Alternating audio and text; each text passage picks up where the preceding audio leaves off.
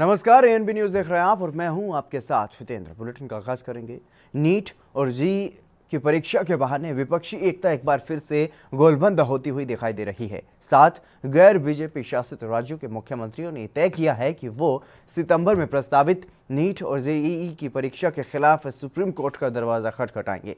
इन 7 राज्यों के मुख्यमंत्रियों ने यह भी कहा है कि कोरोना संक्रमण के दौर में वो नीट और जेईई की परीक्षा कराने के लिए केंद्र के फैसले को सुप्रीम कोर्ट में चुनौती देंगे।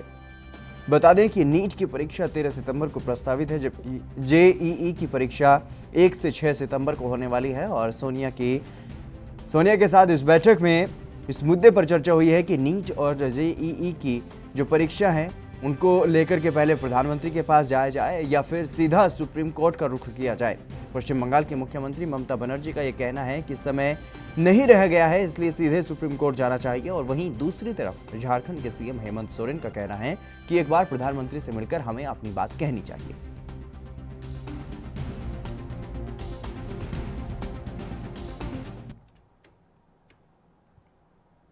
नीट और जेईई एंट्रेंस की परीक्षाओं को स्थगित कराने की मांग तेज होती जा रही है। वहीं अब इस मामले में कई राज्यों के मुख्यमंत्रियों के बीच चर्चा हो रही है और अब पश्चिम बंगाल की मुख्यमंत्री ममता बनर्जी ने यह सुझाव दिया है कि परीक्षा की तारीख को आगे बढ़ाने की मांग के साथ मुख्यमंत्रियों को सुप्रीम कोर्ट जाना चाहिए।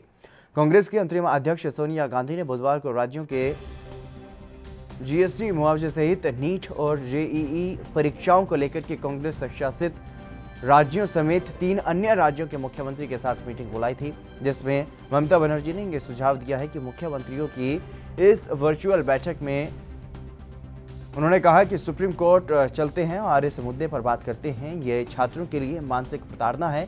मैंने किसी लोकतांत्रिक देश में इतनी उद्दंडता नहीं देखी है। स्थिति बहुत गंभीर है, हमें बच्चों के लिए आवाज उठानी ही होगी।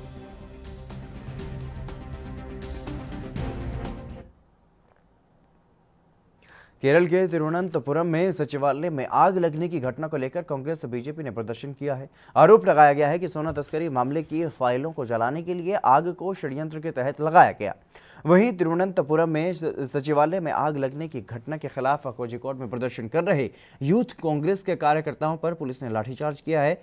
वे कोझिकोड पुलिस प्रमुख के कार्यालय की ओर मार्च कर रहे थे और जब पुलिस ने उन्हें रोका,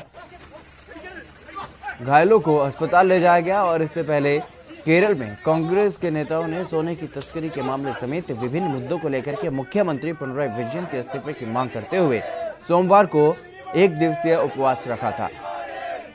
सोने की तस्करी के मामले में विजयन के पूर्व प्रधान सचिव को निलंबित कर दिया गया है।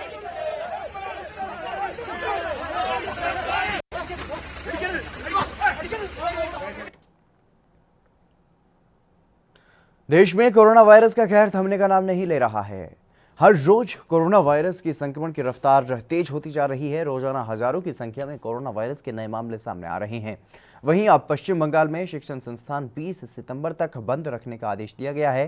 कोरोना वायरस के संकट के कारण पिछले कई महीनों से स्कूल, कॉलेज और अन्य शिक्षण संस्थान बंद हैं। वहीं कोरोना का कहर अब भी थमने का नाम नहीं ले रहा है और कोरोना संकट को देखते हुए पश्चिम बंगाल सरकार ने स्कूल, कॉलेज और अन्य शिक्षण संस्थानों को 20 सितंबर तक बंद रखने का आदेश दिया है। इसके अलावा पश्चिम बंगाल सरकार ने राज्य में पूर्ण लॉकडाउन की ताज़ा तारीखें भी जारी की हैं। पश्चिम बंगाल की सरकार ने फिलहाल सितंबर महीने की 3 तारीखों का ऐलान किया है, जब राज्य में पूरी तरह से लॉकडाउन रहेगा। राज्य में 7, 11 और 12 सितंबर को पूरी तरह से लॉकडाउन का ऐलान किया गया है।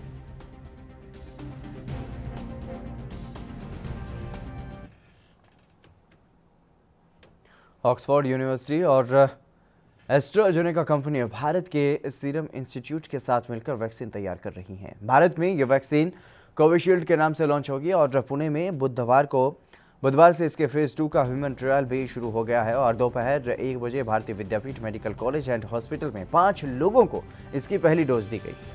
इन्हें अगले 2 महीने तक मेडिकल ऑब्जर्वेशन में रखा जाएगा। अगर रिजल्ट अच्छे रहे तो 300 से 350 लोगों में ये वैक्सीन दी जाएगी और ट्रायल सफल होता है तो दिसंबर तक वैक्सीन मिलने की उम्मीद है।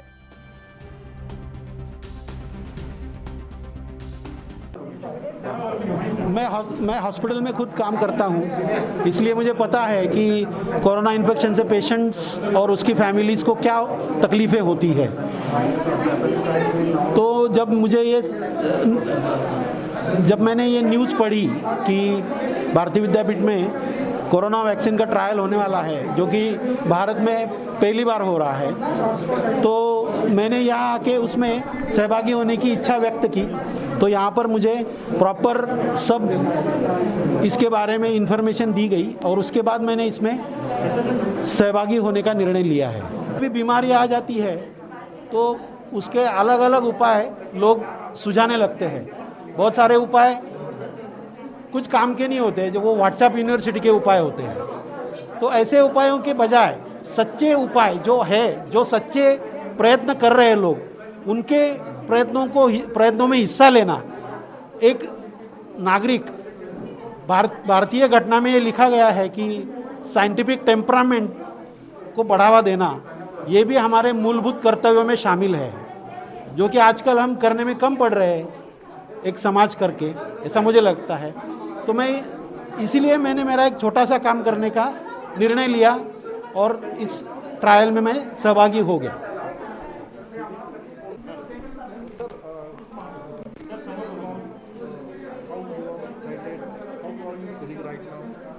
I'm not excited, but I'm feeling good that I can contribute something to the huge efforts all the people are taking. केंद्रीय आयुष राज्य मंत्री श्रीपद नाइक पिछले 14 दिनों से मणिपाल अस्पताल में भर्ती हैं और अब उनकी हालत पहले से बेहतर है। हालांकि मंगलवार को हुए कोरोना जांच में वो पॉजिटिव मिले हैं और 24 से 48 घंटे के बाद उनकी दोबारा से जांच होगी। कोरोना की चपेट में आने के बाद उन्हें अस्पताल में भर्ती करवाया गया था। गोवा के मुख्यमंत्री प्रमोद सावंत ने कहा है कि केंद्रीय आयुष राज्य मंत्री श्रीपद नाइक पिछले 14 दिनों से मणिपाल अस्पताल में भर्ती हैं और आज उनकी स्थिति, उनका स्वास्थ्य जो है वो बेहतर है, वो ठीक हो रहे हैं। और दिल्ली एम्स के डॉक्टरों की एक टीम ने उनसे दोबारा से मुलाकात की है और कहा है कि उन्हें दिल्ली एम्स में स्थानांतरित करने की आवश्यकता फिलहाल नहीं है।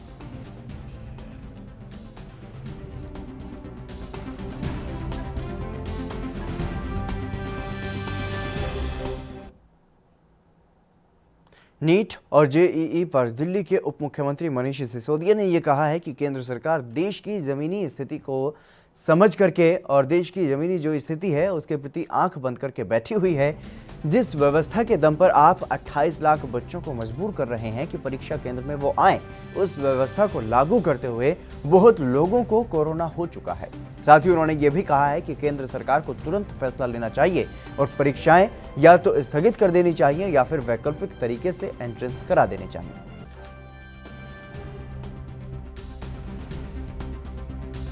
20 लाख बच्चों को फोर्स कर रहे हैं कि आप एग्जाम सेंटर में आइए। उस व्यवस्था के दम पर, उस व्यवस्था को लागू करते हुए देश के बहुत लोगों को कोरोना हो चुका है। मैंने कहा भी था, आपके टीवी इंटरव्यूज में भी कहा था कि गृह मंत्री जी तो बहुत अच्छी व्यवस्था में रहते हैं, हम सब बड़ी अच्छी व्यवस्था में रहते हैं। हमारे स्वास्थ्य मंत्री को कोरोना हुआ, गृह मंत्री जी को हुआ, कई राज्यों के राज्यपालों को, मंत्रियों को, मुख्यमंत्रियों को कोविड हो रहा है। तो ये तो सब व्यवस्था में हो रहा है ना। तो आज आप अचानक उसी व्यवस्था के भरोसे 28 लाख बच्चों को स्कूल में भेज दोगे और आप कहोगे कि नहीं बस आपका एग्जाम हो जाएगा और हम ठीक कर देंगे, व्यवस्था में ठीक कर लेंगे, ये तो हो नहीं सकता। केरल के तिरुवनंतपुरम में मौजूद प्रसिद्ध भगवान पद्मनाभ स्वामी मंदिर को 5 महीनों के बाद बुधवार को भक्तों के लिए फिर से खोल दिया जाएगा। इस दौरान भक्तों को कोविड-19 प्रोटोकॉल का पालन करना भी अनिवार्य होगा।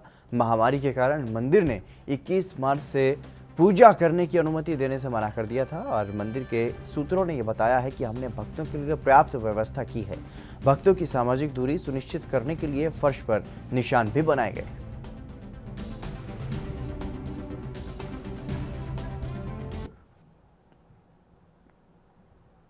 राज्यसभा सांसद और बीजेपी नेता ज्योतिरादित्य सिंधिया पहली बार आरएसएस के नागपुर में स्थित मुख्यालय पहुंचे और सरसंघचालक डॉक्टर मोहन भागवत के साथ चर्चा करने के बाद वो दिल्ली लौट आए हैं। इस दौरान उन्होंने कई वरिष्ठ पदाधिकारियों से भी मुलाकात की है और कांग्रेस छोड़कर भाजपा में शामिल होने के बाद ये उनका पहला नागपुर दौरा था। नागपुर पहुंचने पर सिंधिया ने सबसे पहले आरएसएस के संस्थापक कि वे हेडगेवर के आवास का दौरा किया और इसके बाद वे हेडगेवर स्मृति भवन गए। मीडिया से बात करते हुए बीजेपी नेता ने यह कहा है कि ये स्थान केवल एक निवास नहीं है, ये एक प्रेरणादायक स्थल है जो देश की सेवा करने के लिए मुझे ऊर्जा देता है। ये लोगों के लिए प्रेरणा का स्थान है।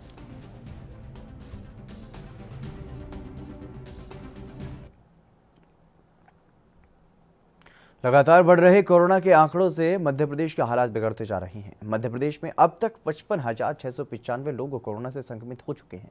साथ ही कुल 1,374 पॉजिटिव भी एक ही दिन में पाए जा चुके हैं। वहीं 1,263 लोगों की अब तक मौत भी हो चुकी है। इसी पर हमारे संवाददाता गणेश तिवारी ने आयुष मंत्रालय के सदस्य और homeopathy doctor professor A.K. Dwivedi से खास बातचीत की है। सुनिए। हमारे साथ बात करने के लिए डॉक्टर A.K. द्विवेदी जी हैं, जो कि भारत सरकार आयुष मंत्रालय के सदस्य और होम्योपैथिक प्रोफेसर हैं। हम डॉक्टर साहब से भी बात करेंगे। कोरोना के केस लगातार जो बढ़ रहे हैं, आखिर वो ऐसी क्या वजहें हैं इंदौर और समूचे मध्य प्रदेश में कोरोना के केस आखिर क्यों बढ़ रहे हैं? सर, स्वागत है पहले तो AMB न्यूज़ में। जी, थैंक यू, धन्यवाद जी। गणेश जी, ऐसा है कि कोई भी बीमारी है तो बीमारी का अगर इलाज नहीं है समुचित, अगर परफेक्ट इलाज की मैं बात करूं तो बीमारी तो बढ़ेगी ना। अब संख्या खूब ज़्यादा हो गई है तो उसका संक्रमण भी उसी तरीके से ज़्यादा हो जाएगी। जब मरीजों की संख्या कम थी तो संक्रमण कम होता था, अब मरीजों की संख्या ज़्यादा हो गई है और जैसा कि लॉकडाउन ख़त्म हो गया है, सब लोग एक दूसरे से मिल रहे हैं, इधर उधर आ जा रहे हैं, मार्केट में जा रहे हैं, तो संख्या तो बढ़ेगी। लेकिन संख्या बढ़ने के साथ साथ अगर मैं बात करूं तो उसकी जो सीवियरिटी है वो कहीं ना कहीं कम हो गई है। और अगर मैं बात करूं कि जो लोगों को बहुत ज़्यादा परेशानी होती थी उस परेशानी में भी कमी आई है। और सबसे अच्छी बात तो ये है कि उसका सक्सेस रेट, ट्रीटमेंट, मतलब लोग ठीक हो रहे हैं ज़्यादा और मृत्यु दर कम हो गया है। मतलब अगर मरीज बढ़े हैं, नंबर्स की अगर मैं बात करूं, नंबर्स मरीज की बढ़े हैं तो ठीक होने वाले लोगों की संख्या भी बढ़ी है और मरने वाले लोगों की संख्या में काफ़ी कमी आई है। क्या लगता है अनलॉकडाउन के बाद लगातार इंदौर में कोरोना के केस बढ़े हैं, तो ऐसी क्या वजह है कि इंदौर में भी कोरोना के केस लगातार अनलॉकडाउन के बाद ही बढ़ रहे हैं? नहीं, ऐसा नहीं है कि अनलॉकडाउन के बाद ही बढ़ रहे हैं, लॉकडाउन में भी बढ़ते थे केसेस, लेकिन बहुत लंबे समय तक लॉकडाउन करके रखा नहीं जा सकता ना। किसी भी बीमारी के लिए आप कितने समय तक लॉकडाउन रखेंगे? कोई भी बीमारी होती है शुरुआत में उसका संक्रमण बहुत ज़्यादा होता है। 30 लाख 40 लाख की पॉपुलेशन है तो उस हिसाब से 200 मरीज आना मुझे नहीं लगता कि बहुत ज़्यादा है। मरीजों का ठीक होना ज़रूरी है। कोई भी बीमारी है उसका संक्रमण तो होता ही है, उसके लिए प्रॉपर तरीके से लोगों को ध्यान रखा जाना ज़रूरी है। जो डिस्टेंसिंग का है, जो मास्क पहनने का है, उसका ध्यान रखे जाना ज़रूरी है। लोगों को इम्यूनिटी बूस्टर ट्रीटमेंट लेने की ज़रूरी है, मतलब उसका केयर करना ज़रूरी है। आप ऐसा सोचो कि बीमारी होएगी ही नहीं, मुझे ऐसा लगता नहीं कि ऐसा किसी के सोचने से ये संभव हो जाएगा कि बीमारी नहीं होगी। इतना बड़ा पॉपुलेशन है, इतनी बड़ी मरीजों की संख्या है तो कहीं ना कहीं संक्रमण तो होगा ही। आप स्वयं एक डॉक्टर हैं और होम्योपैथिक प्रोफेसर हैं, तो क्या लगता है ऐसी कौन सी दवाइयां हैं या इंसान को किस तरह डाइवर्ट होना चाहिए होम्योपैथिक, या ऐसी कौन सी दवाइयां कारगर हैं जिससे हम इन सब चीज़ों से बचाव कर सके? क्योंकि प्रतिदिन ऐसा होता है कि नई नई बीमारियां जो है इजाद लेती हैं, तो हमें ऐसा क्या करना चाहिए या किस तरफ जाना चाहिए? यदि मैं होम्योपैथी की बात करूं और हमारे आयुष मंत्रालय की बात करूं तो होम्योपैथी में बहुत अच्छी दवाई है जिसको हमने 28 जनवरी को जो CCRH की मीटिंग हुई थी उसके बाद 29 जनवरी 2020 को आयुष मंत्रालय ने एडवाइजरी जारी किया था कि आर्सेनिक एल्बम 30 यदि लोग लेते हैं तो उससे उनकी इम्यूनिटी बेहतर हो जाएगी। आर्सेनिक एल्बम की अगर मैं बात करूँ तो आर्सेनिक एल्बम, जैसे अभी बारिश का समय चल रहा है तो बारिश में लोग गीले हो जाते हैं, उनको सर्दी जुकाम होना बहुत स्वाभाविक बात है। कई लोगों को ऐसा देखा गया है कि ज़रा ही मौसम बदलता है तो उसको सर्दी जुकाम हो जाती है, तो उसको वो रोक लगा सकती है। तो ये तो थे हमारे साथ डॉक्टर A.K. द्विवेदी, जिन्होंने कुल मिलाकर होम्योपैथी की तरफ बढ़ावा देते हुए उन्होंने कहा है कि ये दवाइयाँ बिल्कुल पूरी तरह से हमारी इम्यूनिटी बूस्टर के लिए कारगर साबित हो रही हैं। मध्य प्रदेश में अगर हम बात करें तो कोरोना के केस लगातार बढ़ रहे हैं। मध्य प्रदेश पूरे भारत का 15वां राज्य बन चुका है जहां कोरोना के केस लगातार बढ़ रहे हैं। 54,000 पार कर चुके हैं केस, वहीं 1200 से ऊपर लोगों की मौतें हो चुकी हैं। इंदौर भी कोरोना के केस में नंबर 1 लगातार बनता दिख रहा है। कुल मिला के कहीं ना कहीं जनता की अवेयरनेस की कमी है। सोशल डिस्टेंसिंग और मास्क ना पहनने की वजह से भी लगातार कोरोना के आंकड़े बढ़ रहे हैं। एएनबी न्यूज़ के लिए अनिल चौधरी के साथ गणेश तिवारी, इंदौर, मध्य प्रदेश से। केंद्र सरकार की ओर से पास किए गए 3 अध्यादेशों को किसान विरोधी बताते हुए तमाम किसान संगठन इनका विरोध कर रहे हैं और इसके खिलाफ विरोध प्रदर्शन किए जा रहे हैं। इसी कड़ी में भारतीय किसान यूनियन उग्राहा के नेतृत्व में किसानों ने इन अध्यादेशों के विरोध में मानसा जिले के विभिन्न 82 गांवों में मुकम्मल नाकाबंदी कर दी है और 29 अगस्त तक जारी रहने वाले इस नाकाबंदी अभियान के दूसरे दिन मानसा के गांव तामकोट में केंद्र सरकार का पुतला जलाकर प्रदर्शन किया गया है। और दरअसल किसानों का कहना है कि इन 3 अध्यादेशों से किसानों का बर्बाद होना लगभग तय है और साथ ही इसका असर मजदूरों और आड़तियों पर भी पड़ेगा। भारतीय किसान यूनियन एकता उग्राहा जिंदाबाद, किसान विरोधी जारी कीते ਜੋ ਖੇਤੀ ਆਰਡੀਨੈਂਸ ਖੇਤੀ ਸੰਬੰਧੀ ਕਾਲੇ ਕਾਨੂੰਨ 2020 ਮੋਦੀ ਸਰਕਾਰ ਵੱਲੋਂ ਲਾਗੂ ਕੀਤੇ ਨੇ ਉਹਨਾਂ ਦੇ ਵਿਰੁੱਧ ਉਹਨਾਂ ਨੂੰ ਰੱਦ ਕਰਵਾਉਣ ਦੇ ਲਈ ਭਾਰਤੀ ਕਿਸਾਨ ਯੂਨੀਅਨ ਏਕਤਾ ਉਗਰਾਹਾਂ ਵੱਲੋਂ ਅੱਜ ਦੂਜੇ ਦਿਨ ਦਾ ਜਿਹੜਾ ਅਰਥੀ ਫੂਕ ਮੁਜ਼ਾਹਰਾ ਗਾ ਨਗਰ ਨਿਵਾਸੀਆਂ ਦੇ ਸਹਿਯੋਗ ਦੇ ਨਾਲ ਭਾਰਤੀ ਕਿਸਾਨ ਯੂਨੀਅਨ ਏਕਤਾ ਉਗਰਾਹਾਂ ਪਿੰਡ ਤਾਮਕੋਟ ਇਕਾਈ ਵੱਲੋਂ ਕੀਤਾ ਗਿਆ ਗਾ। ਇਹਦੇ ਵਿੱਚ ਖੇਤੀ ਆਰਡੀਨੈਂਸਾਂ ਨੂੰ ਰੱਦ ਕਰਵਾਉਣ ਦੇ ਲਈ, ਬਿਜਲੀ ਐਕਟ 2020 ਰੱਦ ਕਰਵਾਉਣ ਦੇ ਲਈ, ਕਿਸਾਨ ਮਾਰੂ ਨੀਤੀਆਂ ਜੋ ਸਰਕਾਰ ਲਗਾਤਾਰ ਪਿਛਲੇ ਕਈ ਸਾਲਾਂ ਤੋਂ ਚੱਲਦੀ ਆ ਰਹੀ ਹੈ ਉਹਨਾਂ ਨੂੰ ਰੱਦ ਕਰਵਾਉਣ ਦੇ ਲਈ, ਖੇਤੀ ਮੰਗਾਂ ਦੀ ਜਿਹੜੀਆਂ ਹੋਰ ਮੰਗਾਂ ਨੇ ਉਹਨਾਂ ਦੇ ਸੰਬੰਧੀ, ਪੈਟਰੋਲ ਤੇ ਡੀਜ਼ਲ ਦੀਆਂ ਜਿਹੜੀਆਂ ਦਿਨ ਰਾਤ ਵੱਧਦੀਆਂ ਕੀਮਤਾਂ ਨੇ ਉਹਨਾਂ ਨੂੰ ਘੱਟ ਕਰਵਾਉਣ ਨੂੰ ਮੁੱਖ ਮੰਗਾਂ ਨੂੰ ਲੈ ਕੇ ਭਾਰਤੀ ਕਿਸਾਨ ਯੂਨੀਅਨ ਏਕਤਾ ਉਗਰਾਹਾਂ ਵੱਲੋਂ ਅੱਜ ਦੂਜੇ ਦਿਨ ਦਾ ਜਿਹੜਾ ਰੋਸ ਪ੍ਰਦਰਸ਼ਨ ਹੈਗਾ ਉਹ ਭਾਰਤੀ ਕਿਸਾਨ ਯੂਨੀਅਨ ਏਕਤਾ ਦੇ ਵਰਕਰਾਂ ਵੱਲੋਂ ਸਾਰੇ ਨਗਰ ਨਿਵਾਸੀਆਂ, ਬੱਚਿਆਂ, ਬਜ਼ੁਰਗਾਂ, ਮਾਵਾਂ, ਭੈਣਾਂ ਵੱਲੋਂ ਜਿਹੜਾ शांतमयी प्रदर्शन। यूपी के मथुरा में होली वाली गली में एक सूटकेस लावारिस हालत में लोगों को मिलने से वहां पर हड़कंप मच गया और वहीं लोगों ने सूटकेस के बारे में पुलिस को सूचना दी।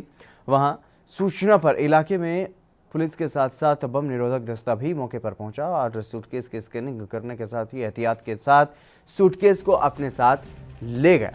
हालांकि पुलिस के मुताबिक सूटकेस में से कोई भी आपत्तिजनक सामान नहीं मिला है, लेकिन फिर भी पुलिस इस बात की छानबीन में लग गई है कि सूटकेस किसने रखा है या दहशत फैलाने की कोशिश की है।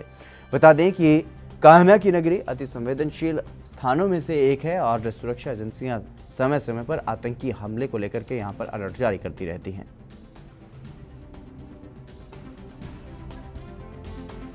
सर, आज कोतवाली क्षेत्र में होली वाली गली में कोई सूटकेस मिलने की सूचना आ रही है, क्या मामला है सर पूरा? कोतवाली क्षेत्र में होली वाली गली जो एक सकरी गली है उसमें एक संदिग्ध स्थिति में लावारिस सूटकेस की सूचना प्राप्त हुई। चूँकि सूटकेस के लावारिस की सूचना प्राप्त हुई थी तो हमारी BDDS टीम ने उस सूटकेस को कब्जे में लिया। अभी BDDS टीम ने सूटकेस को खोल लिया है नदी के किनारे ले जाकर। तो उसमें एक कपड़े का बैग मिला है और अन्य कोई आपत्तिजनक चीज़ उसमें नहीं प्राप्त हुई है। तो सर किसी तरह की कोई जानकारी मिल पाई है किसका बैग है वो? अभी हम छानबीन कर रहे हैं कि वो बैग किसका है और किन परिस्थितियों में डाला गया, उसके लिए पुलिस छानबीन कर रही है। छत्तीसगढ़ के गरियाबंद जिले के ग्राम कामराज में आज अमर शहीद कृष्ण कुमार निर्मलकर को 30 मई 2011 को जो नक्सलियों से लड़ते हुए शहीद हो गए थे, इसी कड़ी में आज गरियाबंद पुलिस अधीक्षक भोजराम पटेल, अतिरिक्त पुलिस अधीक्षक सुखनंदन राठौर, SDOP संजय ध्रुव अपनी विभागीय कर्मचारियों के साथ गांव कामराज पहुंचे, जहां पर उन्होंने कृष्ण कुमार निर्मलकर की प्रतिमा पर फूल माला अर्पित करते हुए शहीद को श्रद्धांजलि दी।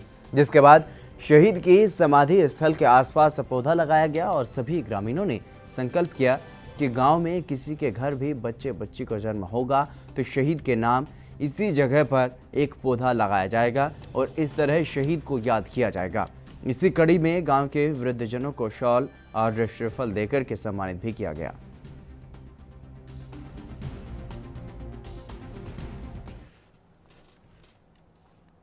पश्चिम बंगाल में एक तरफ कोरोना के मामले बढ़ रहे हैं तो वहीं दूसरी ओर लगातार हो रही बारिश से जनजीवन अस्त व्यस्त हो चुका है। बारिश की वजह से कई इलाकों में पानी भर गया है, जिसकी वजह से लोग काफ़ी परेशान हैं। सड़कों पर तो पानी भरा है, लेकिन अब लोगों के घरों में भी पानी भरने लगा है। वहीं मेदिनीपुर क्षेत्र में रूपनारायण नदी का अस्थायी बांध देखते ही देखते नदी में बह गया और नदी में आए उफान की वजह से कई इलाकों में भारी पानी भर गया है। जिससे एक गांव का दूसरे गांव से संपर्क भी टूट गया है।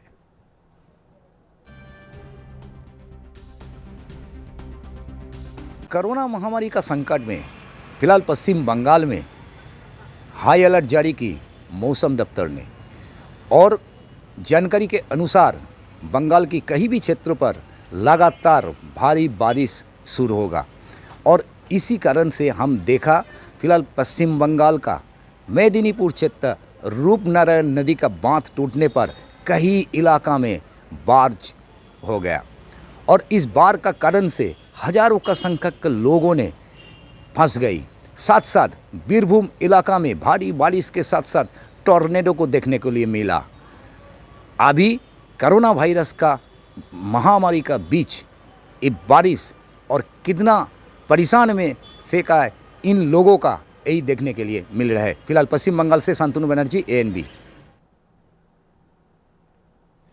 बिहार को मानसून के कहर से अगस्त में राहत जरूर मिली, मगर बाढ़ के हालात से निजात नहीं मिली है। प्रदेश के कई जिले अभी भी बाढ़ से बेहाल हैं और प्रदेश के करीब 20 जिलों में बाढ़ से फसल को नुकसान हुआ है। भारी बारिश और बाढ़ से बिहार में करीब 33% फसल को नुकसान का अनुमान है।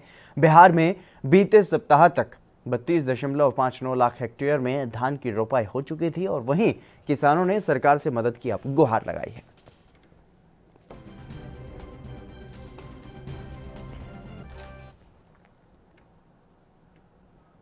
छत्तीसगढ़ में राजनांदगांव जिले में कोरोना का कहर जारी है। दरअसल वहां पर एक दिन में ही 86 नए कोरोना पॉजिटिव मरीज सामने आए हैं। बता दें कि अब तक कोरोना संक्रमितों की संख्या 1611 तक पहुंच गई है और वहीं मेडिकल कॉलेज राजनांदगांव के एक मरीज का वीडियो इन दिनों सोशल मीडिया पर वायरल हो रहा है, जिसमें उसका कहना है कि उसे बिना रिपोर्ट दिए कोरोना पॉजिटिव बताया गया है और साथ ही उसने ये भी कहा है कि 10 दिनों बाद उसे कोई सिम्टम ना आने पर बिना जांच के ही डिस्चार्ज भी कर दिया गया।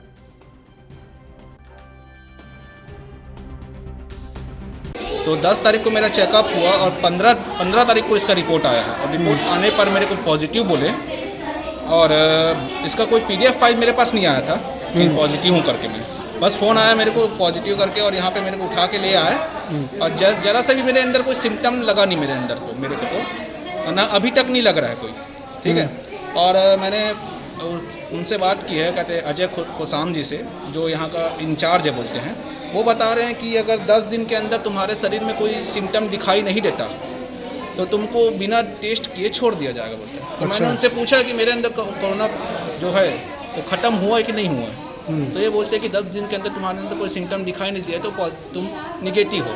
तो मैंने बोला सर तो निगेटिव तो मैं पहले भी था।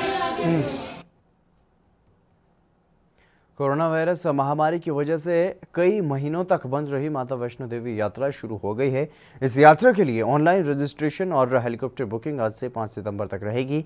इस दौरान यात्रा करने वाले हेलीकॉप्टर और ऑनलाइन बुकिंग के जरिए माता वैष्णो देवी के दर्शन कर सकते हैं। और बता दें कि माता वैष्णो देवी की यात्रा के लिए रोजाना देश भर से 250 श्रद्धालु ऑनलाइन रजिस्ट्रेशन कर सकते हैं। श्राइन बोर्ड के CEO रमेश कुमार के मुताबिक 16 अगस्त को जब श्री माता वैष्णो देवी की यात्रा 5 महीने बाद शुरू हुई थी, तो श्राइन बोर्ड ने प्रतिदिन देश के अन्य राज्यों से मात्र 100 श्रद्धालुओं को ही दर्शनों की अनुमति दी थी, लेकिन अब देश भर से रोजाना 250 श्रद्धालु माता के दर्शनों के लिए आने की उन्हें अनुमति है। और श्राइन बोर्ड के CEO के मुताबिक देश भर के श्रद्धालु फिलहाल 26 अगस्त से लेकर 5 सितंबर तक ऑनलाइन रजिस्ट्रेशन इस पर कर सकते हैं। और इसके साथ ही माता वैष्णो देवी के दर्शनों के लिए जो यात्री हेलीकॉप्टर की सेवा का उपयोग करना चाहते हैं, वो यात्री भी अपना रजिस्ट्रेशन करवा सकते हैं। गौरतलब है कि कोरोना के मद्देनजर सरकार ने 18 मार्च 2020 से वैष्णो देवी यात्रा पर रोक लगा दी थी। 16 अगस्त से इसे फिर से बहाल किया गया है और अभी तक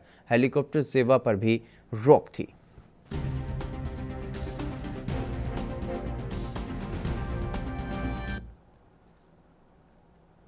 यूपी के गोरखपुर कोतवाली थाना क्षेत्र के अंतर्गत इस्माइलपुर मोहल्ले में सुधा देवी के नाम से एक कोटे की दुकान है, जिसको कोई समीर नाम का युवक चलाता है। और आज सैकड़ों की संख्या में दुकान के बाहर एकत्रित होकर महिला और पुरुष कार्ड धारकों ने कोटेदार के खिलाफ जमकर नारेबाजी की, जिसके बाद कोटेदार दुकान बंद करके वहां से फरार हो गया। और लोगों ने बताया कि कोटे की दुकान चलाने वाले समीर हमेशा यूनिट से कम राशन वितरण करता है और सरकार द्वारा हर महीने दिया जाने वाला अतिरिक्त राशन देने में आनाकानी करता है।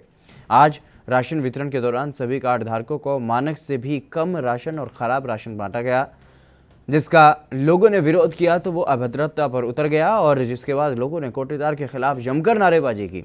लोगों के उग्र तेवर को देखकर कोटेदार अपनी दुकान को बंद करके वहां से फरार हो गया। फिलहाल लोगों ने प्रार्थना पत्र लिखकर कोटेदार की शिकायत जिलाधिकारी से करने की बात कही है।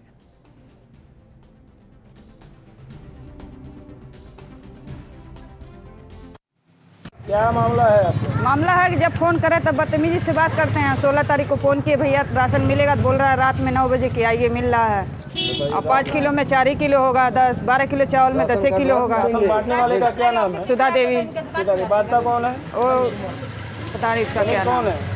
समीर है शायद, समीर नाम है। कितना यूनिट है आपका? 3 लोग का है। कितना राशन आपको मिलता है? हमको 12 किलो में 10 किलो गेहूँ मिलता है, 5 किलो चावल मिलता है। तो आप लोग अधिकारी से कभी कहीं शिकायत नहीं? जी नहीं, शिकायत तो नहीं किया गया।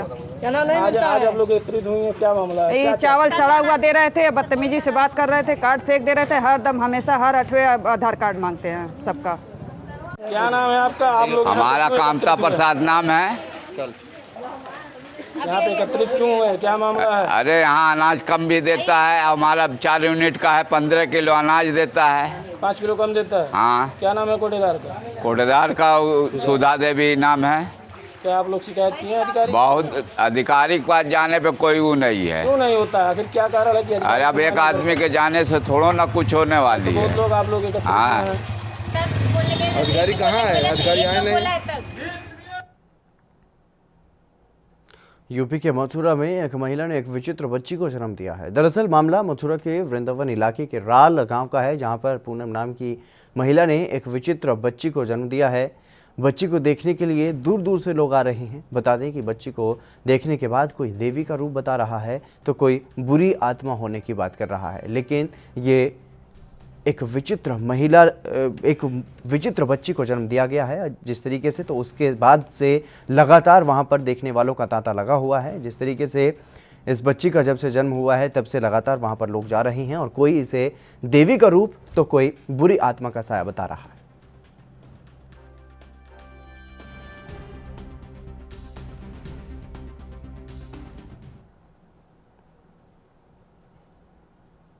चलिए फिलहाल रुकेंगे एक छोटे से ब्रेक के लिए, जल्द हाजिर होंगे।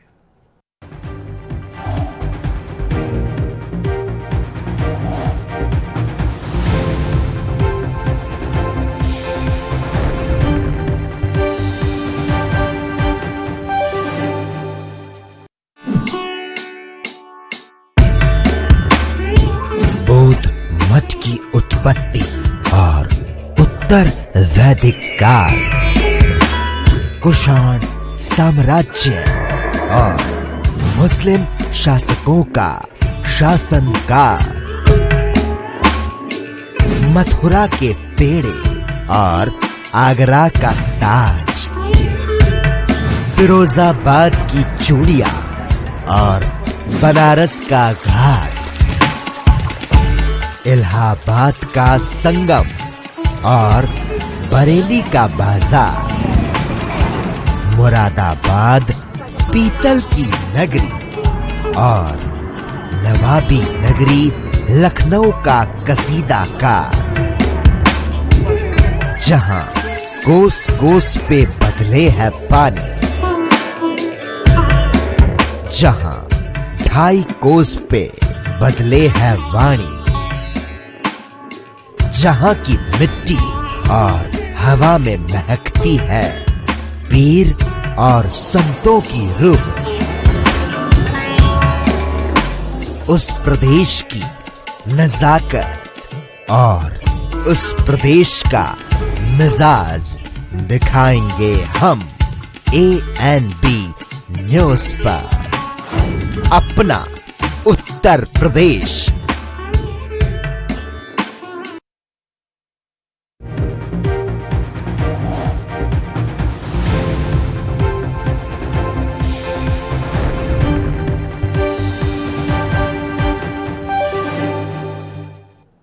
ब्रेक के बाद एक बार फिर से आप सभी का स्वागत है। खबरों में आगे बढ़ेंगे। पानीपत जिले में तेजी से बढ़ रहे कोरोना वायरस के मामलों को लेकर के अब प्रशासन सतर्क नजर आ रहा है। पानीपत समेत पूरे प्रदेश में एक्टिव केसों की संख्या में पहला स्थान पर अब पानीपत पहुंच गया है। तो वहीं अगर मौतों की बात की जाए तो पिछले 24 दिनों में पानीपत 25 मौतें पानीपत में अब तक हो चुकी हैं और पानीपत में रिकवरी रेट बहुत कम है, इसलिए यहाँ पर अब 1095 एक्टिव केस हैं और पानीपत में अब तक 3156 संक्रमित हो चुके हैं, जिनमें से 2020 जो हैं वो अभी तक ठीक होकर घर भी जा चुके हैं। तो वहीं 41 लोगों की कोरोना की वजह से मौत हो चुकी है।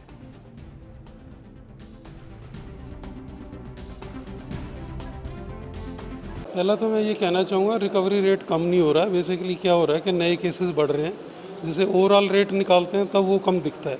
अदरवाइज़ जैसे कल हमारे यहाँ 92 केस रिकवर हुए, डिस्चार्ज किए गए, लेकिन कल 110 केस पॉजिटिव भी आए। तो कंपैरेटिवली वो पॉजिटिव नए केसेस की लिस्ट है वो थोड़ी बड़ी है, रिकवरी भी ठीक अनुपात से हो रही है। और ये आने वाले टाइम में जैसे इनके 10-12 दिन कंप्लीट होते हैं, इनमें मोस्टली रिकवर हो जाएंगे। तो रिकवरी रेट उस तरह से कम नहीं है, लेकिन हाँ ये ज़रूर है कि नंबर हमारा एक्टिव केसेस का ज़्यादा है। सोशल मीडिया के माध्यम से देवी देवताओं पर अभद्र टिप्पणी करने वाली हीर खान को पुलिस ने मंगलवार शाम प्रयागराज से गिरफ्तार कर लिया है। उसके खिलाफ लखनऊ में केस दर्ज किया गया था, जबकि प्रयागराज में पहले से ही एक केस दर्ज था और यूट्यूब पर लगातार देवी देवताओं के खिलाफ टिप्पणी करने वाली हीर खान प्रयागराज में अपने एक रिश्तेदार के घर में छुपकर बैठी थी। पुलिस को काफ़ी समय से उसकी तलाश थी और प्रयागराज एसएसपी अभिषेक दीक्षित ने मामले में कहा है कि सोशल मीडिया पर एक वीडियो वायरल हो रहा था। वीडियो का संज्ञान लेते हुए जनपद प्रयागराज के थाना खुलदाबाद में मुकदमा दर्ज करके महिला को गिरफ्तार कर लिया गया है।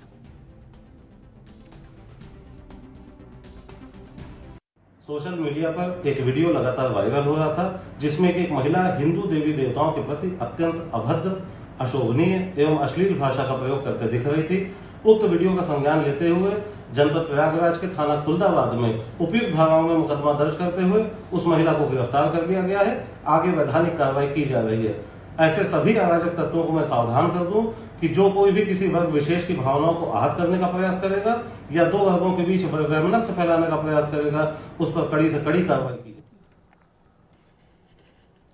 Uttarakhand hotel association, Mussoorie hotel association, व्यापार संघ और उत्तराखंड टैक्सी एसोसिएशन ने एक प्रेस कॉन्फ्रेंस की है, जिसमें प्रदेश सरकार से मांग की गई है कि वो पर्यटन व्यवसाय को लेकर के स्पष्ट और ठोस नीति की घोषणा करें, ताकि इस महामारी में पर्यटन व्यवसाय को बचाया जा सके और सरकार वर्किंग कैपिटल लोन की व्यवस्था करें और ब्याज सरकार वहन करे, अन्यथा मजबूर होकर पर्यटन व्यवसाय से जुड़े संगठनों को आंदोलन के लिए बाध्य होना पड़ेगा। उत्तराखंड होटल एसोसिएशन के अध्यक्ष संदीप साहनी ने ये कहा है कि कोरोना संक्रमण में सबसे अधिक नुकसान पर्यटन व्यवसाय को हो रहा है और सभी के सामने इस समस्या से निपटने और व्यवसाय को बचाने की चुनौती खड़ी हो गई है। उन्होंने कहा है कि उत्तराखंड राज्य की आर्थिकी की रीढ़ जो है वो पर्यटन उद्योग है और यहाँ पर 30 से 40% लोग प्रत्यक्ष और अप्रत्यक्ष रूप से पर्यटन से जुड़े हुए हैं।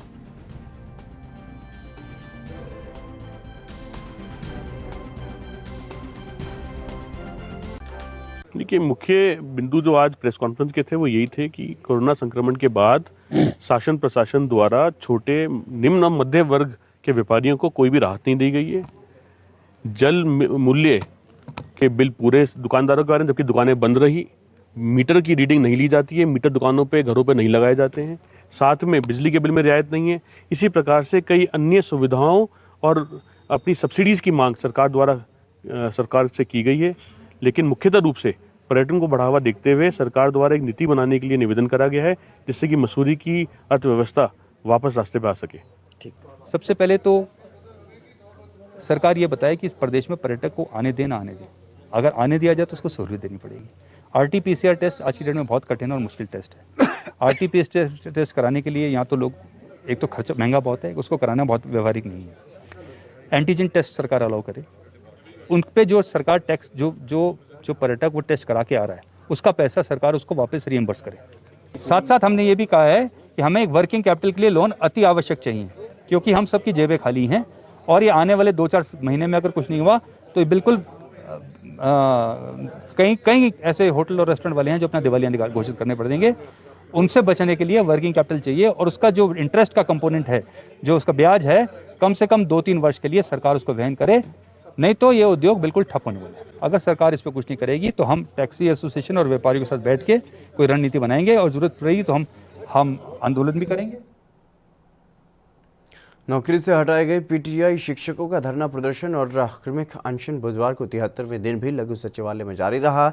इस दौरान प्रदर्शनकारियों ने हरियाणा सरकार के खिलाफ जमकर नारेबाजी की और पीटीआई शिक्षकों की परीक्षा लेने का विरोध किया गया। इस मौके पर प्रदर्शनकारियों ने ये दावा किया है और कहा है कि सरकार की ओर से 23 अगस्त को आयोजित की गई पुनः परीक्षा का 90% टीचरों ने बहिष्कार किया है और साथ ही प्रदर्शनकारियों ने सरकार पर पेपर लीक करने का आरोप लगाते हुए इस मामले की सीबीआई जांच की मांग भी की है और सरकार से पेपर रद्द करने की मांग की गई है। मैं बताना चाहता हूं कि आज 73वें दिन भी पूरे हरियाणा के अंदर पीटीआई का धरना जो है वो निरंतर जारी है। अभी 23 अगस्त को हरियाणा सरकार ने परीक्षा का आयोजन किया था और हमारे सभी जितने भी कैंडिडेट थे लगभग 90% से ऊपर उन्होंने परीक्षा का बहिष्कार किया। पूरे हरियाणा भर में 1983 कैंडिडेट में से तकरीबन 120 परीक्षार्थी थे जिन्होंने परीक्षा दी, जो 1983 में सिलेक्टेड थे। और परीक्षा के बारे में सर मैं आपको बताना चाहता हूँ कि परीक्षा जो थी वो 23 तारीख को हर परीक्षार्थी के पहले से ही हाथ में थी। जैसा कि इस मामले में हिसार के अंदर कुछ जो घटना हुई है उसमें FIR भी हुई है और परीक्षा पूर्ण तरीके से असफल रही है और ये परीक्षा जो है पहले ही बच्चों के पास पहुंच गई थी। तकरीबन इसमें 8 से 10 गिरफ्तारियां भी हुई हैं और मामला जो है पूरी तरह से पेपर जो आउट हुआ है, सरकार उसको कहीं ना कहीं दबाना चाहती है और इसको नकल का प्रयास बताने की कोशिश कर रही है। ये नकल नहीं थी, ये पूर्णतः परीक्षा जो है वो पत्र जो है पहले से लीक हुआ है और बच्चे के पास वो पहुंचा है। और मेरी तो ये आपके चैनल के माध्यम से मांग है कि इस परीक्षा को रद्द करके और जो बहाली पीटीआई के उस पर विचार किया जाए। यूपी के मथुरा में कोसी कला में पुलिस ने शराब तस्कर को गिरफ्तार किया है। दरअसल शराब के खिलाफ चल रहे अभियान के तहत चेकिंग की जा रही थी, तो वहीं चेकिंग के दौरान एक वाहन से प्याज के नीचे छिपाकर शराब बरामद की गई है। बता दें कि बरामद की गई शराब की कीमत करीब 11 लाख है और अवैध रूप से शराब हिसार से आगरा ले जाई जा रही थी और वहीं पुलिस ने तस्कर को गिरफ्तार कर लिया है और आगे की कार्रवाई में अब जुट गई है।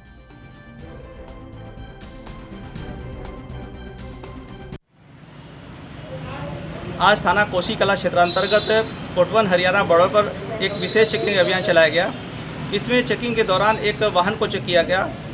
इस वाहन अशोक लीलैंड में प्याज के नीचे छिपाकर ले जाए जाने वाले हरियाणा मार्का अंग्रेजी शराब बरामद की गई। यह करीब 140 पेटी अंग्रेजी शराब थी। इसमें 2 व्यक्तियों को गिरफ्तार किया गया है। गिरफ्तार किए गए व्यक्तियों के नाम सुभाष शर्मा सनाफ मोतीराम निवासी सोनीपत एवं संजय सनाफ रंजीत निवासी भिवाड़ी हैं। बरामद शराब की कीमत लगभग 11 लाख रुपए बताई गई है। इनके अन्य साथियों की भी तलाश की जा रही है। उन्हें ही शीघ्र ही गिरफ्तार करके अग्रिम विधि कार्रवाई की जाएगी। उत्तर प्रदेश के प्रतापगढ़ में बुजुर्ग महिला राजकुमारी की हत्या का पुलिस ने खुलासा कर दिया है। महज 100 रुपये के लिए बेटे मिथुन ने ही अपनी मां की निर्मम हत्या कर दी थी। इस खबर को सुनने के बाद हर कोई दंग रह गया। आखिर जिस मां ने उंगली पकड़ करके चलना सिखाया उसी बेटे ने उसकी हत्या कर दी। वहीं पुलिस ने बेटे मिथुन शुक्ला को गिरफ्तार कर जेल भेज दिया है। और बता दें कि प्रतापगढ़ में 2 दिन पहले महिला राजकुमारी का शव जर्जर मकान में मिला तो हड़कंप मच गया था। महिला को डंडे से पीटकर मौत के घाट उतारा गया है। 20 को थाना संग्रामगढ़ में लगभग दोपहर को 3 बजे एक महिला की डेड बॉडी मिली थी। उसकी शिनाख्त कराई गई, जो वहीं के पास के गांव की रहने वाली थी। इसके बारे में सीसीटीवी फुटेज का गहनता से अध्ययन किया गया। जो आसपास का सीसीटीवी फुटेज उपलब्ध था, आसपास के लोगों से बातचीत की गई, कुछ लोगों को हिरासत में लिया गया और उसके बाद आज घटना का खुलासा किया गया है। इस घटना में मुख्य अभियुक्त मिथुन शुक्ला पुत्र दीनानाथ शुक्ला जो बाबागंज का रहने वाला है, ये मृतका का लड़का है और ये नशे का आदी था। नशा करने की आदत थी, बहुत ज़्यादा शराब पीता था।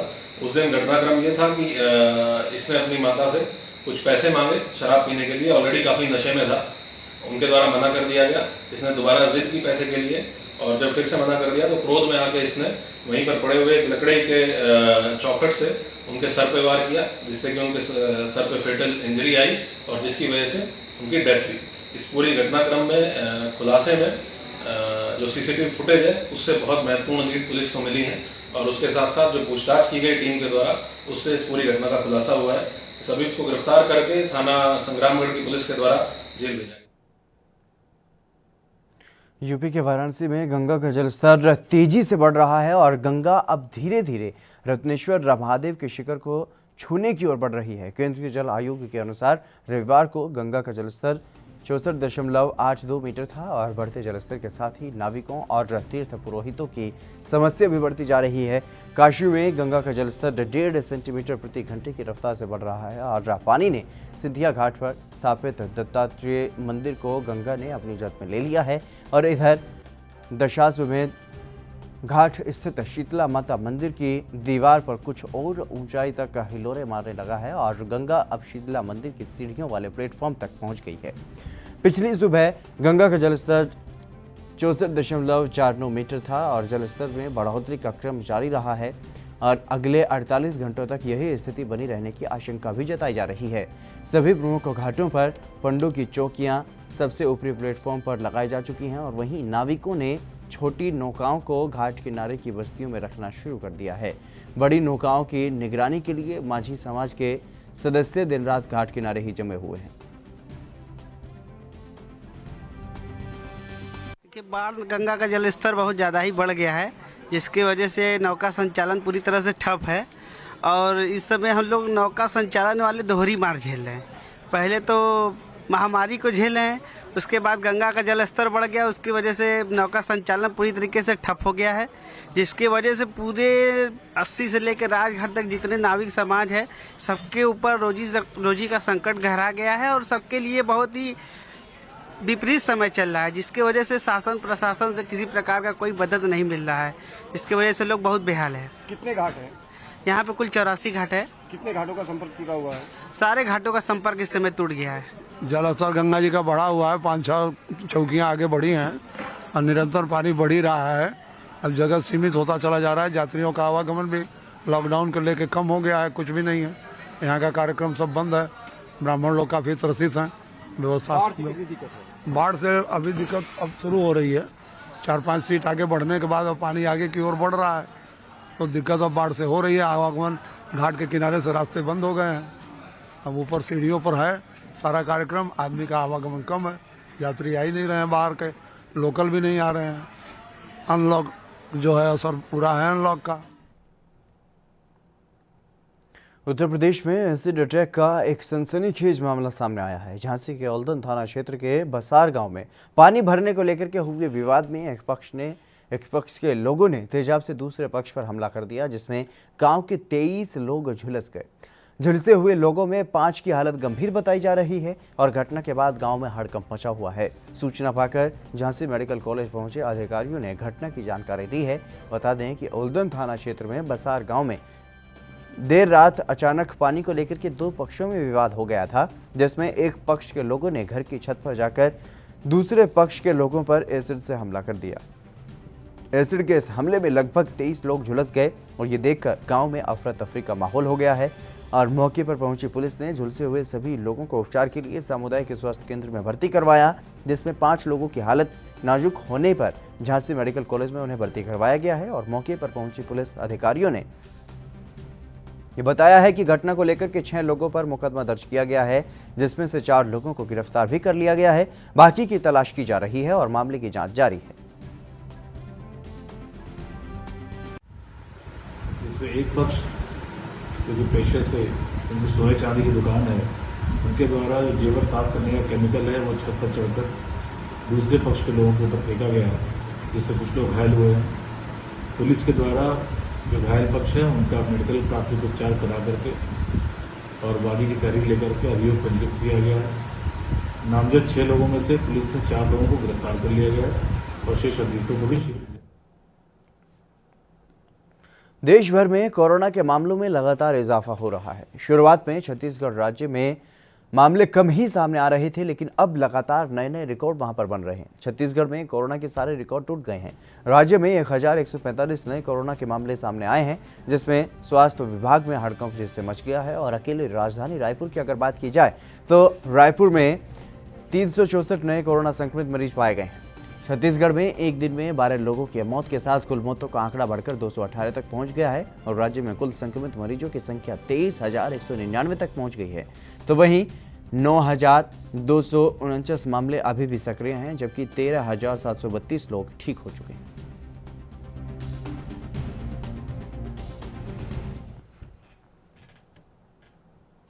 छत्तीसगढ़ के बेमेतरा जिला मुख्यालय में बीती रात सुंदरनगर नेशनल हाईवे के पास एटीएम तोड़ने की कोशिश की गई। पंजाब नेशनल बैंक में लगे एटीएम मशीन रूम के शटर का ताला तोड़कर अज्ञात 2 लोगों ने चोरी करने की कोशिश की। चोरों ने शटर का ताला तोड़ा और अंदर सीसीटीवी को ऊपर की तरफ घुमाकर उसकी वायर काट दी। चोरों ने एटीएम को तोड़ने का प्रयास किया, लेकिन एटीएम की मजबूती के चलते चोरों के नापाक मंसूबे कामयाब नहीं हो पाए। सुबह गार्ड ने ब्रांच मैनेजर को इस बात की जानकारी दी। वहीं ब्रांच मैनेजर ने सिटी कोतवाली में एफआईआर दर्ज करवाई और बैंक के सीसीटीवी फुटेज से ये पता चला है कि 2 चोर आए जिन्होंने मास्क भी लगाया हुआ था।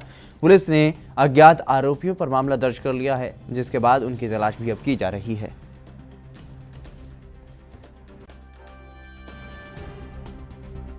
सर घटना करीब रात के 12 से 1:30 बजे के बीच में हुआ है ये सब चीज़ें सर। जैसे हम सुबह आए हैं, ब्रांच खोलते हैं, हमारी ब्रांच का टाइमिंग है 10 से लेकर 4 बजे तक का। तो उस बीच जैसे हम 9:30 बजे पहुँचे तो हमारे जो सफाई कर्मी हैं योगेश साहू, इनके द्वारा हमें पता चलेगा कि सर हमारा एटीएम तोड़ने का प्रयास हुआ है। क्या तोड़े गए हैं, उससे कुछ नुकसान हुआ है, क्या पैसे वैसे निकले? सर पैसा नहीं निकाला गया है, सिर्फ तोड़ने का प्रयास हुआ है। ताकि मशीन काफ़ी मजबूत होती तो तोड़ा नहीं गया प्रॉपर। क्या सीसी फुटेज में दिख रहा है कि कोई? जी सर, सीसीटीवी में 2 अज्ञात लोगों की अज्ञात लोग दिख रहे हैं। मास्क एफआईआर हुआ? जी एफआईआर हो गया है, एफआईआर का कॉपी भी ले लिया। फुटेज से क्या उनका पहचान हो पाएगा? नहीं सर, मास्क पहने हुए हैं, अभी तो फिलहाल नहीं पहचान हुई है किसी का भी। चेहरे को ढका हुआ है तो अभी तक कुछ।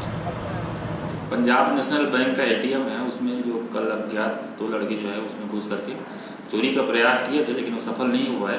और उनका जो फुटेज जो है सीसीटीवी कैमरा में आया है और पतासाजी की जा रही है और शीघ्र अपराध पंजीबद्ध कर लिया गया है और शीघ्र पतासाजी कर उसको आरोपियों को गिरफ्तार कर।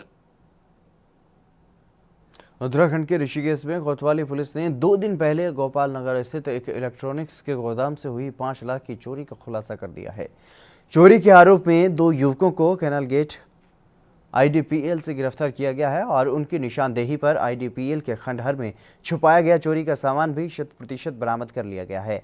वहीं चोरी के लिए प्रयोग किया गया छोटा हाथी भी पुलिस ने कब्जे में ले लिया है और उसे सीज कर दिया है। दिलचस्प बात यह है कि चोरी किसी और ने नहीं बल्कि गोदाम में माल लाने वाले सप्लायरों ने ही की थी। और पुलिस की पूछताछ में आरोपियों ने गैसकेटर से ताले काटकर चोरी की वारदात को अंजाम देने का जुर्म कबूल किया है। इंस्पेक्टर रितेश शाह ने यह बताया है कि आरोपियों की पहचान मोहम्मद लुकमान और मोहम्मद अनस निवासी मुजफ्फरनगर उत्तर प्रदेश के रूप में हुई है। 22 से 23 अगस्त की रात्रि बत्रा जी का गोदाम है गोपाल नगर में यहाँ पे, तो उनके द्वारा तहरीर दी गई थी और उनका करीबन 5 लाख से ज़्यादा का सामान, जिसमें एलसीडी और काफ़ी सामान इलेक्ट्रॉनिक के थे जो कि चोरी हो गए थे। उस संबंध में डीआईजी महोदय के तत्काल कार्रवाई करते हुए उसमें 48 घंटे में पुलिस ने आसपास के सभी कैमरे और डाउट संदिग्ध जो भी इनके यहाँ पहले डिलीवरी ट्रक वगैरह आते थे, तो ये प्रकाश में आया था कि कहीं कोई डिलीवरी जो आते हैं देने वाले उसमें से कोई ड्राइवर हो गया। तो उसी तलाश में आज मुखबिर की सूचना पर आईडीपीएल कैनाल गेट में हम कर रहे थे, तो उससे संबंधित मिलता जुलता ट्रक दिखाई दिया, जिसमें उसे पकड़कर पूछताछ सख्ती से पूछताछ की। तो उसमें मुजफ्फरनगर के 2 लड़के थे और उनसे सख्ती से पूछताछ में ये माल जो है आईडीपीएल जो खंडर भवन है उनके द्वारा बताया गया कि रात में शटर चोरी करने के बाद यहाँ से भर के यहाँ छोड़कर भाग गए थे पुलिस की सरगर्मी के कारण, और आज उसे लेने आए थे। इसी दौरान पुलिस ने आज इन दोनों को गिरफ्तार किया है और इनसे सभी माल बरामद हो गया है, जितना चोरी हुआ था करीब 5 लाख से ज़्यादा की कीमत का सामान। राजस्थान के सीकर में बगड़ी दौसा में नाबालिग मूक बधिर लड़की के साथ गैंगरेप प्रकरण को लेकर के सामाजिक कार्यकर्ता नवदीप सिंह जाटोलिया ने उनके नेतृत्व में दांता रामगढ़ उपखंड अधिकारी को सर्व समाज ने ज्ञापन दिया है। बता दें कि वो पीड़ित को न्याय दिलाने दौसा मुख्यालय पर पहुंचे और वहीं ज्ञापन में उन्होंने पीड़ित लड़की को 25 लाख का उचित मुआवजा देने और आरोपियों को कठोर से कठोर सजा दिए जाने की मांग की है और पीड़िता को सरकारी नौकरी दिए जाने के संबंध में भी ज्ञापन दिया गया है। साथ ही उन्होंने सरकार पर मामले में संज्ञान नहीं लेने पर 7 सितंबर को महाआंदोलन करने की चेतावनी दी है। 4 अगस्त को दौसा जिले के लालसोट तहसील के बगड़ी गांव में एक नाबालिग मूक बधिर लड़की के साथ में कुछ असामाजिक तत्वों ने गैंगरेप जैसी घटना को अंजाम दिया था। उस घटना को लेकर हमारे प्रदेश के सामाजिक कार्यकर्ता जो कि वहां दौसा मुख्यालय पर धरना प्रदर्शन किया था, तो सामाजिक कार्यकर्ताओं पे इस तानाशाही सरकार ने उन पे मुकदमे दर्ज किए और पीड़ित बहन को किसी प्रकार का न्याय नहीं मिला।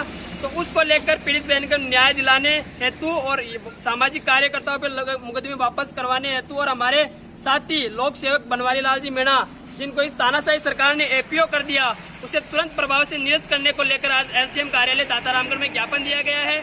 अगर सरकार इन मुद्दों को, जो राजस्थान में बलात्कार जैसी घटनाएं हो रही है, उनको संज्ञान में नहीं लेती है तो राजधानी जयपुर में 7 तारीख को महाआंदोलन किया जाएगा, जिसका जिम्मेदार शासन प्रशासन होगा। मैं नवदीप सिंह जाटोलिया, सामाजिक कार्यकर्ता।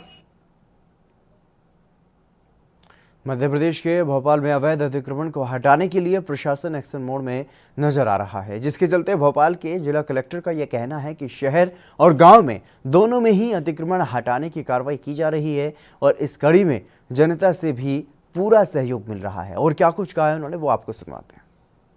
इसमें मुख्य तौर पे प्रशासन द्वारा ये कार्रवाई की जा रही है, जिसमें हमारा उद्देश्य ये है कि कहीं भी अगर अवैध अतिक्रमण पूरी तरह से किया गया है, कमर्शियल उसका यूज़ किया जा रहा है और उससे लोगों को आपत्ति है, परेशानी है, तो इस प्रकार के अतिक्रमणों को सर्वप्रथम चिन्हित करके उन पर कार्रवाई की जा रही है।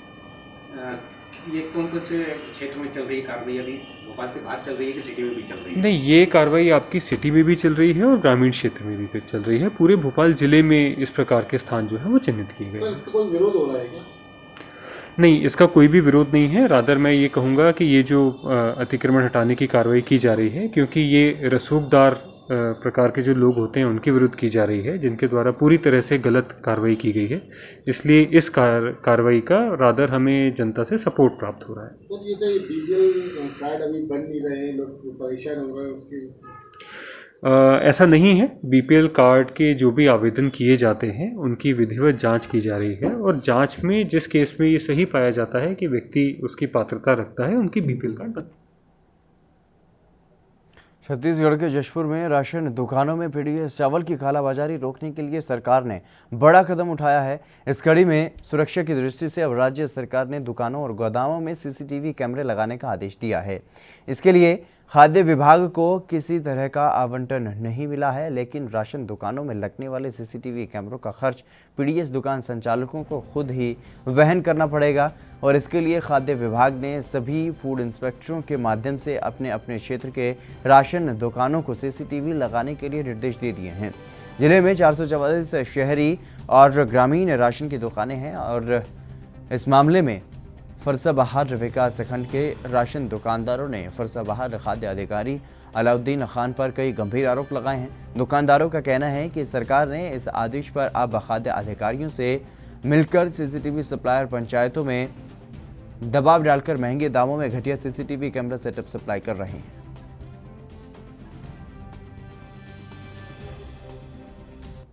रायपुर मंत्रालय से खाद्य सचिव महोदय का आदेश है, डॉक्टर कमलप्रीत सिंह का। सभी दुकानों का रंग रोगन है ना, और पेयजल की व्यवस्था, सीसीटीवी कैमरे की व्यवस्था, ये सब आदेश है। उसी के तहत ये सब काम किया जा रहा है, इसमें आदेश लगाया जा रहा है। आदेश में क्या लिखा है सर? किस तरह कौन लगाएगा, किसको लगाना है? उसके विषय में नहीं है कुछ। तो इसको लगाना किसको है? किसको लगाना है? कौन लगाएगा? वो लगाने के किसको निर्धारित किया गया है? किसी व्यक्ति, खास व्यक्ति को बोला गया है क्या? किसी खास व्यक्ति को नहीं बोला गया है, पंचायत को लगाने के लिए बोला गया है। पंचायत हाँ। तो सर हर जगह आपका नाम आ रहा है कि आप लगवा रहे हैं? आप मैं तो भाई कर्मचारी हूँ, मैं कैसे लगवाऊंगा उसको? आदेश का पालन करवा रहा हूँ। कि लगवाना है सबको। आपके द्वारा किसी व्यक्ति को भेजा जा रहा है? नहीं नहीं, मेरे द्वारा नहीं 25,000 भेजा, रुपए दे रहा है और लगा रहे हैं। मेरे द्वारा नहीं भेजा जा रहा है। और सब 25,000 के ही उसका बात मैं कैसे जानूंगा, वो तो लगा रहे हैं लगवा रहे हैं, वो लोग से पूछिए। तो आपका नाम कैसे आ रहा था? वो गलत है, हमारा नाम कैसे आएगा? वो तो लगाने के लिए आदेश हम दे रहे हैं कि भाई लगवाना है सबको। क्या क्या लग रहा था वहाँ पर? है क्या लग रहा है? सीसीटीवी कैमरा लग रहा है ना, उसमें 3 कैमरे हैं और मॉनिटर है और एक वाटर फिल्टर भी दिया जा रहा है जी। तो सर वाटर और जीएसटी बिल भी दिया जा रहा है उनको। सर वाटर फिल्टर भी अपने गाड़ी में लेकर घूम रहे हैं अपने सामान? नहीं तो वाटर फिल्टर क्या है ना, बाद में आया, जिसको फरसा बाहर में छोड़ा गया था, तो वाटर फिल्टर उन तक नहीं पहुंच पाया। आप सप्लाई कर देंगे? जी, तो उसको दे रहा हूँ। आप दे रहे हैं जी, उनके द्वारा। अभी उसके लिए जांच का आदेश कर दिया गया है ना, बहुत जल्दी जांच हो जाएगा और जो भी जिम्मेदार अधिकारी हैं या जो भी उससे संबंधित लोग हैं उनके खिलाफ सख्त कार्रवाई की जाएगी, FIR किया जाएगा। ऐसे कार्य जब हो रहा है तो उसमें किस तरह की और संदेश क्या देना चाहते हैं? ऐसे कार्य जब हो रहे हैं तो ऐसे संदेश क्या देंगे अधिकारी को? चलिए फिलहाल मेरे साथ खबरों में बस इतना ही, दीजिए इजाज़त, नमस्कार।